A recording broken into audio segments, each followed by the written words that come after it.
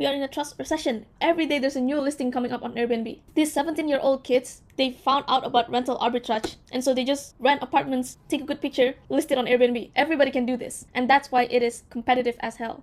No wonder your short-term rental isn't getting booking, and you know it's not because your place isn't nice. You've probably already made it comfortable. You have clean designs, modern touch, and also cozy vibes. But here's the truth.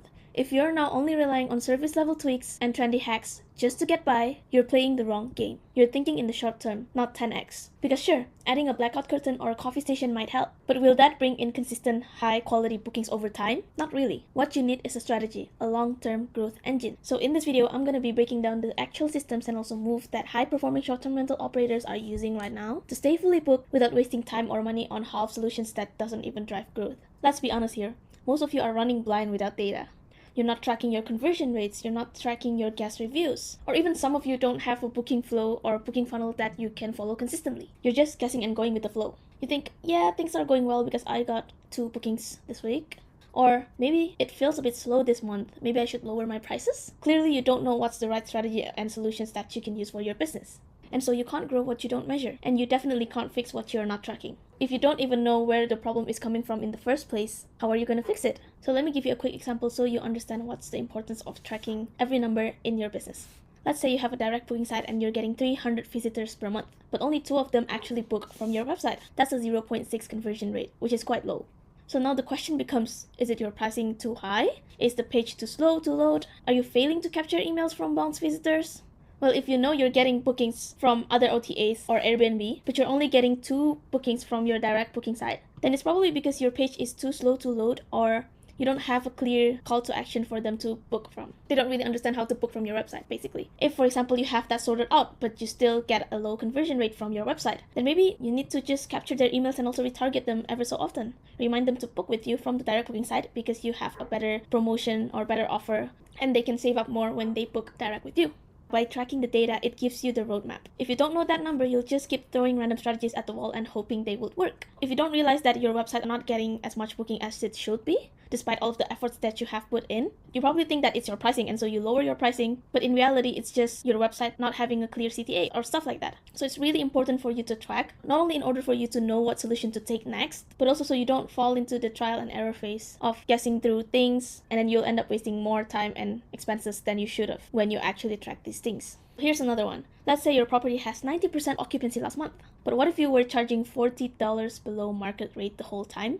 You think that, yeah, it's great, I get a lot of bookings, but because you're too excited that you get a lot of bookings, you don't really check what's the market rate for that month, and so you get all of those bookings because you were charging low. You were booked because you were too cheap, and you left thousands on the table. So this is the stuff that matters. If you're still new to the Airbnb space, new to the short-term rental space, you can probably get away with this. In the early stages, you are still figuring things out, and if you miss some things in the beginning, that's fine. But you can't move like this forever. You have to keep up with the market.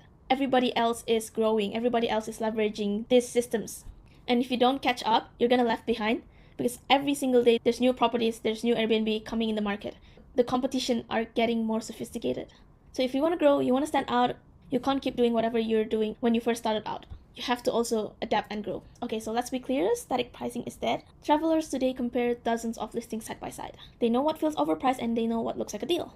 I know nobody are really using static pricing anymore because who does not know about dynamic pricing?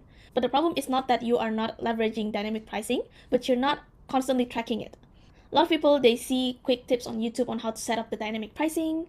They use the customizations and they think, okay, I have set all of the customization, I will let the tool do its thing, adjust itself. But the problem with that is that the market is constantly changing. The market is constantly growing. The demand and also strategy that you use for when you first set up your dynamic pricing, it might not work a few months later. You might have to tweak things up because again, the market is growing rapidly. And so you have to keep up with that and you have to track your pricing consistently. You have to change it, tweak it ever so often, not just set it and forget it. So you do need to be testing, for example, slightly higher rates on the weekends, discounted night stays on slow weekends, so you test out the discounts that work, doing orphan nights, slower seasons, slower weeks, and also you can set up special holiday pricing with minimum stay rules. It's all testable, it's all trackable. And over time, you'll know exactly what works for your business, what works for your property, for your market, not just some generic short-term rental advice from Reddit. I know you, I see you. Action tip. You can set up a simple dashboard to track your weekly property performance using Notion, which is the app that I'm using right now, or other tools. You can even use Google Docs, Google Sheets, whatever you prefer. you track your occupancy rate, your ADR, inquiry to booking, cancellation rate, complaint patterns based on reviews. And then what you do is you start testing 1 or 2 dynamic pricing rule this week. Even 15 minutes every single day or every other day give you 10x the clarity that most hosts never have. Because data is not just simply numbers. It is your decision-making weapon. And when you track constantly, your next move becomes obvious.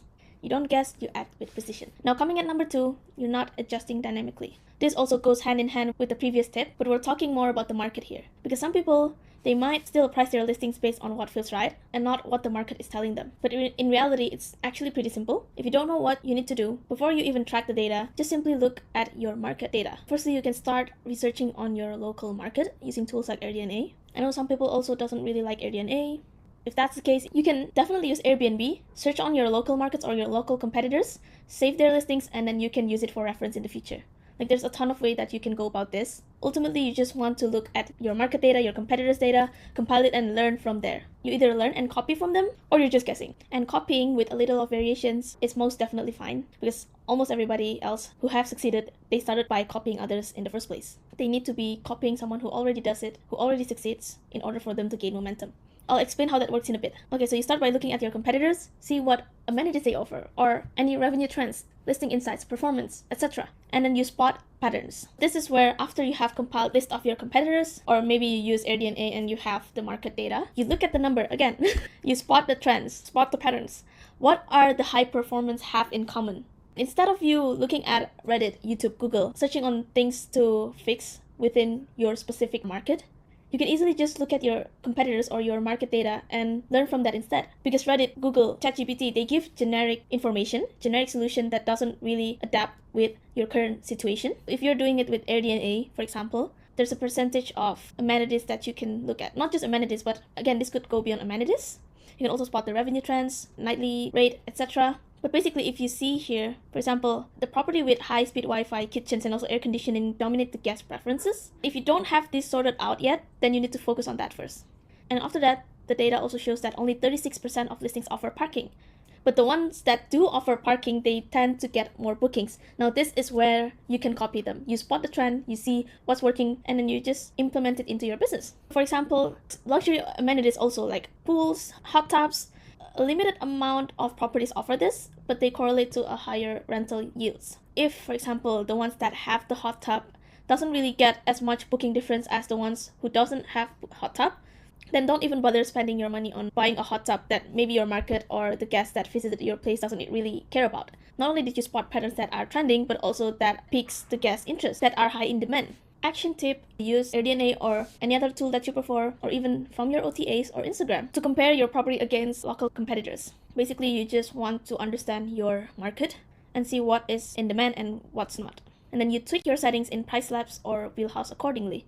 So you can track not just pricing, but also your strategy overall, like as I've mentioned before. And then finally, you monitor the results weekly, just like you track a marketing campaign. If you really want to step up your short-term mental game and you want to squeeze out the most potential out of your properties, then you need to run it like a revenue optimized business. You have to see it in a business perspective. And you start by tracking the data. Next, you need to start incorporating upsells and think beyond just nights. If you're only making money from nightly stays, you're leaving a lot of money on the table. And I'm not talking about generic early check-in or late checkout upsells. I'm going to talk about creating packages here to enhance the guest stay. I'm not saying that early check-in or late checkout upsells are outdated and it doesn't work. It's a really great upsell still, and there's a reason why a lot of people implement that because it works. But that is just the starting point. Again, we're thinking in the perspective of business owner here. So what could we enhance beyond just serving generic upsells? We need to treat properties like a hospitality business and not just listings. What can you do in order for you to elevate your property's value? Well, you provide upsell opportunities that provide value to the guest. Sure, ultimately, the end goal is also to add extra revenue. But if you see the end goal as just adding extra profit, you're not thinking from the guest perspective, and so you're not even sure if they would purchase the upsell in the first place. This is where you need to think from value first. Value-driven packages. Go beyond early check-in, late checkouts, mid-stay cleaning, equipment rentals. You start creating experiences that would elevate the guest stays. With the generic upsells, you can automate it using your PMS or tools like Bestie AI. So at that point, it's not really your main focus. That kind of upsells are not really your main focus because you automate it and the guest can just message you, pay, and it will be another addition to their stay. But with packages, you start experimenting with experience-based add-ons, especially if you're in a location with a strong tourism appeal or a niche audience. You want to start by thinking from your guest perspective. If you are the guests that are staying in your property and they are traveling from miles away, what experiences, what packages would they love to include in their travel in order for them to elevate their experiences there? And you can start by figuring out your guest persona first. Is your property attracting families, adventurers, romantic couples? From then, after you have figured out your guest persona, you then kind of get the idea of what they are looking for. Like what would they appreciate as an add-ons. And this is especially effective if you are offering local experiences. What I mean is experience that travelers or guests doesn't really get a hands-on. Like it's hard to get those experiences if they were to outsource it themselves. For example, if you are based in a city and you're just giving them a picnic basket with snacks, well, in the city they could easily get that by walking a few minutes to the grocery store, do a quick grocery run, and get their own snacks. So it's not really beneficial for them. But maybe they're staying in the city and they don't really know that there are a local tour, like just a 1 hour drive outside of the city. They could experience a hike or kind of like a local tour that, again, most foreigners doesn't really know. Now you package that with your stay as your upsells. You position it as like something that would really be a missed opportunity if they don't take it because they couldn't get these experiences anywhere else. Now that's when the guests will see your value from the upsells and they would purchase it. And you don't have to build a dozen options upfront. You can start small. Test 1 or 2 packages per month, see if there's demand, and again, use guest data and also reviews to shape what to try next. You can ask the guests like what add-on experiences would they value, would they purchase in their next stay. Asking your guests directly is also a really great way. Instead of you just guessing your way through creating packages that people don't resonate with, you immediately ask the guests and ask about their opinion straightforward. That's when you can implement this fast. And the pro tip here, you don't need to fulfill everything yourself. You can partner with your local businesses who already offer an amazing service and build win-win deals for referrals or bundled experiences. So not only can you think of an upsell package idea yourself, simply look at your surroundings, look at your local businesses, ask them if they would be down for a partnership. It's a win-win. Your guest gets a curated, elevated stay, while your partner gets more exposure. Everybody wins here. And remember, the more personalized the experience, the more memorable the stay, and the more likely that guest is to rebook, refer, and leave a glowing review. Ultimately, upsells aren't just about making extra money. They are about creating emotional touch points that scale trust and also builds brand value. Now, coming at number 4, your listing photos are outdated. You might have a great property, a great space, but your photos still look like they are from 2020. That's probably why you're not getting booking. And you might be thinking, well, I have a professional photographer to take my photos. I think my photos is pretty damn good. I have a professional photographer to took the picture. I also asked them to edit my photos. I have it staged. Everything. I don't understand what you're talking about. Now, here is where I want to point out that it's not just about good, high-quality professional photos these days. In reality, you are competing with newly renovated properties. You're competing with scroll-stopping visuals. You're competing with someone who has way more budget than you, and in a world full of options, guests won't click what doesn't catch their eye. So think about this. The first step in someone booking your property most of the time isn't because of your location or your review score or even the price. It starts with the photo. That's what gets them to pause, click, and explore. So if your photos doesn't make them curious, they won't even look at your title or your description. It's not just about looking nice. We're living in a virtual first, trust deficit world. Guests don't trust what they can't clearly see. Your photos might be really good, professional, high quality, but if it feels generic, it doesn't stand out amongst other thousands of listings, then they're gonna move on. Okay? Because here is the reality. We are living in a trust recession. If you don't present yourself visually, emotionally, with story, with clarity, and also with intention, guests will assume the worst and book with someone else who does everything better. Okay, good isn't enough right now. Guests expect clean, modern aesthetics, well-lit professional shoot photos, and most importantly, emotional storytelling through your visuals. They want to imagine themselves in the space, not just see where the couch is. They want to see what you can do differently from these other thousands of listings. This is why just having a good professional photo and nice decor isn't enough at this day and age, because everybody else have done that. Everybody else nailed that, but not everybody can depict the emotion, the feeling of what it would be like staying at your property. You want to portray as much storytelling through your visuals as possible. Show them what's possible. Have them imagining what it feels like staying at your place, not just imagining your place as a 3D space. Okay, action tip, refresh your listing photos seasonally if possible. Follow the visual trends your audience relates to. If you see there's a change in trends, then you need to refresh your photo listings and follow according to trends. whatever it is. A few years ago, vibrant colored rooms might catch attention more. Nowadays, some of them still catch attention, but some people prefer simplicity. They prefer minimalistic things. They just want to have less chaos, less whatever it is. So just match your title, your description, and your photos to your booking behavior. Again, people nowadays have shorter attention spans. We are in a trust recession, so they demand more emotional decisions, and finally, they have less patience for generic copy. Make it as interesting as possible. Summary: if your photos don't tell a story instantly, your listing won't stand out. And if you don't stand out, you're invincible. Speaking of invincible, let's actually talk about it. The other way that you can be invincible to the world is if you're only relying on Airbnb or OTAs to bring you bookings. I know a lot of people have talked about this, but there's a reason why. Because again, we are in a trust recession. The competition, every day there's a new listing coming up on Airbnb. These 17-year-old kids, they found out about rental arbitrage, and so they just rent apartments, take a good picture, list it on Airbnb. Everybody can do this, and that's why it is competitive as hell. So if you want to win, get out of Airbnb, get out of OTAs, build your own brand. And to make this even more convincing, Google and Airbnb isn't the most searched platform anymore.